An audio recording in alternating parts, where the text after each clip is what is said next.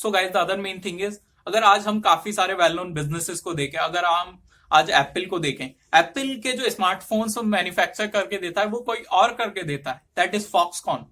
अगर फॉक्सकॉन चाहे तो क्या अपने लिए वैसी टेक्नोलॉजी के स्मार्टफोन्स नहीं बना सकता? The answer is yes. But guys वो क्यों नहीं बना पाता? क्योंकि एप्पल और फॉक्सकॉन के बीच एक एग्रीमेंट है, इसलिए वो अपने लिए वही टेक्नोलॉजी बेस्ड मोबाइल्स नहीं बनाता है। बिकॉज अगर वो ऐसा करेगा तो गाइज उस पे केस हो जाएगा and there are also so many other things. उस पर पेनल्टी भी हो सकती है एंड शायद ये भी हो सकता है कि उनको फॉक्सकॉन को अपने बिजनेस को शट डाउन करना पड़े। सो guys focus on these things.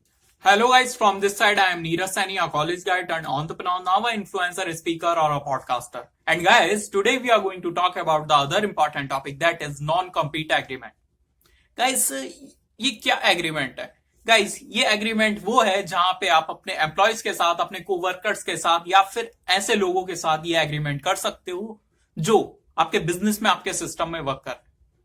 वो क्यों, मैं बताता हूं। बिकॉज गाइज इसकी जरूरत इसलिए रहती है, आपने देखी होगी काफी सारी चीजें ये बिजनेसेस में या फिर स्टार्टअप्स में, कि आपके साथ कोई वर्क कर रहा है एंड वो पर्सन अपना बिजनेस रन कर जाता है उसी सेम आइडिया पे।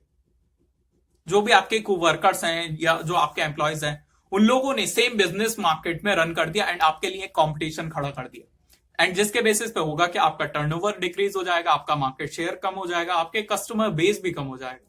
सो guys focus on these things. So guys इसलिए हमें जरूरत होती है नॉन कम्पीट एग्रीमेंट को साइन कराने की, जो भी हमारे बिजनेस में वर्क कर रहे हैं, जो भी हमारे सिस्टम में वर्क कर रहे हैं। अगर गाइज मैं एक एग्जाम्पल दूं, जो अमेजोन में वर्क किया करते थे सचिन बंसल और बेनी बंसल, ठीक है, as a employ, but guys उन्होंने भी सेम बिजनेस में एंटर किया एंड गाइज उन्होंने फ्लिपकार्ट प्लेटफॉर्म बनाया, ठीक है। एंड जो लोग फ्लिपकार्ट में वर्क किया करते थे, जो आज उड़ान के फाउंडर्स हैं, उन्होंने सेम चीज अप्लाई कर दी, ठीक है। सो गाइस इस चीज को कम करने के लिए ये एग्रीमेंट साइन किया जाता है अपने वर्कर्स के साथ, अपने एम्प्लॉयज के साथ, या फिर जो भी आपके साथ वर्क कर रहे हैं आपके बिजनेस में। So guys focus on these things. So guys अगर आप अपने बिजनेस को लॉन्ग लास्टिंग एंड सक्सेसफुल बनाना चाहते हो ना, तो गाइस आपको इस लीगल डॉक्यूमेंट को यूज करना ही पड़ेगा, otherwise you will lose it a lot. So guys focus on these things. And guys मैं एक एग्जाम्पल देता हूं कि जब अंबानी ब्रदर्स का पार्टीशन हुआ था, जब बंटवारा हुआ था ना, तो जो अनिल अंबानी है ना, उनके पास टेलीकॉम बिजनेस आया था एंड जो मुकेश अंबानी है उनके पास अदर बिजनेसेस आए थे। सो गाइज जो उनके पास टेलीकॉम बिजनेस था अनिल अंबानी के पास, क्या तो क्या लगता है मुकेश अंबानी ने ऐसे एंटर कर दिया? The answer is no. उनके पास भी नॉन कम्पीट एग्रीमेंट था। उन्होंने एक एग्रीमेंट साइन किया था कि आप इतने टाइम तक इस बिजनेस में एंटर नहीं कर सकते। एंड गाइज इसी बेसिस पे 2016 में मुकेश अंबानी ने जियो को लॉन्च किया। वो प्लानिंग कर रहे थे बट उन्होंने लॉन्च नहीं किया। लॉन्च कब किया? जब वो टाइम पीरियड खत्म हो गया उस एग्रीमेंट का। So guys focus on this thing. इसी बेसिस पे आप भी अपने बिजनेस को रन कर सकते हो एंड लिटरली आपकी बिजनेस के ग्रोथ के लिए ये एग्रीमेंट बहुत ही ज्यादा हेल्पफुल एंड फ्रूटफुल होगा। So guys the other main thing is, अगर आज हम काफी सारे वेल नोन बिजनेसेस को देखें, अगर हम आज एप्पल को देखें, एप्पल के जो स्मार्टफोन्स मैन्युफैक्चर करके देता है वो कोई और करके देता है, दैट इज फॉक्सकॉन। अगर फॉक्सकॉन चाहे तो क्या अपने लिए वैसी टेक्नोलॉजी के स्मार्टफोन्स नहीं बना सकता? The answer is yes. But guys वो क्यों नहीं बना पाता? क्योंकि एप्पल और फॉक्सकॉन के बीच एक एग्रीमेंट है, इसलिए वो अपने लिए वही टेक्नोलॉजी बेस्ड मोबाइल्स नहीं बनाता है। बिकॉज अगर वो ऐसा करेगा तो गाइज उस पे केस हो जाएगा and there are also so many other things. उस पर पेनल्टी भी हो सकती है एंड शायद ये भी हो सकता है कि उनको फॉक्सकॉन को अपने बिजनेस को शट डाउन करना पड़े। सो guys focus on these thing. And guys the other main thing is कि आपको किन किन लोगों के साथ ये एग्रीमेंट करना चाहिए।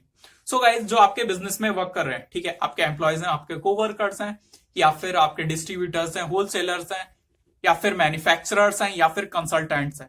सो गाइज आप इन लोगों के साथ ये एग्रीमेंट साइन कर सकते हो बिकॉज आप इन लोगों के साथ ना काफी सारी इंफॉर्मेशन शेयर करते हो एंड जो आपके साथ वर्क कर रहे हैं उनको आपके बिजनेस के प्रोसेस की अंडरस्टैंडिंग होती है। सो गाइज वो आपके सेल्स डेटा और टेक्निक को यूज कर सकते हैं एंड आपके डिस्ट्रीब्यूशन नेटवर्क को भी यूज कर सकते हैं, जिसके बेसिस पे आपका मार्केट साइज, आपका रेवेन्यू कम हो जाएगा। सो guys focus on these thing.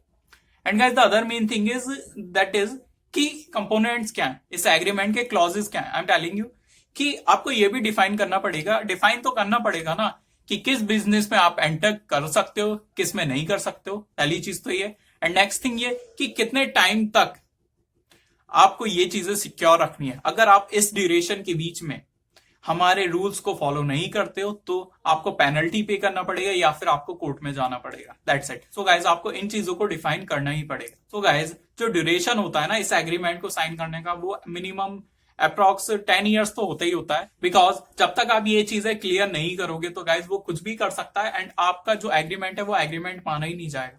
So guys focus on these thing. जो अनिल अंबानी के साथ था वो 10 साल का एग्रीमेंट था मुकेश अंबानी के साथ। So guys, focus on these things and guys, the next thing is that is jurisdiction। आपको किस जगह पे केस को अप्लाई करना चाहिए। So guys, जिस जगह आप हो, जिस जगह आपका बिजनेस रन हो रहा है, तो गाइज आपको उसी जुरिस्डिक्शन में जाना चाहिए। बिकॉज अगर आपका बिजनेस कहीं और रन कर रहा है एंड आपने कहीं और की जुरिस्डिक्शन में अपने केस को फाइल किया है, तो गाइज आपको काफी सारी दिक्कतों का सामना करना पड़ सकता है। And guys the other main thing is that is legal fee bearer. I mean to say उस ड्यूरेशन में अगर कोई गलती करता है एंड उसने आपके लॉस को नहीं माना, आपके एग्रीमेंट पे सिग्नेचर करने के बाद भी उसने आपके एग्रीमेंट की वैल्यू नहीं करी, तो गाइज केस फाइल होने के बाद सारा जो खर्चा होगा ना, केस फाइल हो जाएगा, ठीक है। उसके बाद जो सारा खर्चा आएगा, आपका हो या उसका हो, वो उसी को बियर करना पड़ेगा। सारे एक्सपेंसेस की जो भरपाई करेगा ना, वो दूसरा पर्सन करेगा जिसने लॉस को तोड़ा है। सो guys focus on this thing and guys the next thing is that is remedies. अगर कोई पर्सन आपके एग्रीमेंट को साइन करने के बाद भी गलती करता है, तो अगर वो गलती कर रहा है तो उसको सुधारने के लिए क्या क्या चीजें वो कर सकता है, ये आपको डिफाइन करनी पड़ेंगी कि उसको पेनल्टी देनी होगी या फिर जो भी उसने अपने प्रोजेक्ट्स दिए हैं आपके डिस्ट्रीब्यूटर को या फिर जिन लोगों के साथ वो वर्क कर रहा है उनसे कॉन्ट्रैक्ट्स वापस लेने पड़ेंगे, या उनसे जो भी उनने टर्म्स एंड कंडीशंस रखी हैं कि हम बिजनेस करेंगे, तो वो उन चीजों को ब्रेक करेगा या नहीं करेगा। There are lot of other things. So guys focus on these thing. ये चीजें आप अपने एग्रीमेंट में डिफाइन कर सकते हो एंड जिसके बेसिस पे आप अपने बिजनेस को सिक्योर रखते हुए अपने बिजनेस को लॉन्ग लास्टिंग सक्सेसफुल बना पाओगे। So guys focus on these thing. I hope I make you understand in this whole video. If you have any query or question, then you can ask me in comment section. So guys, with due to these, but this was Neera Saini signing off.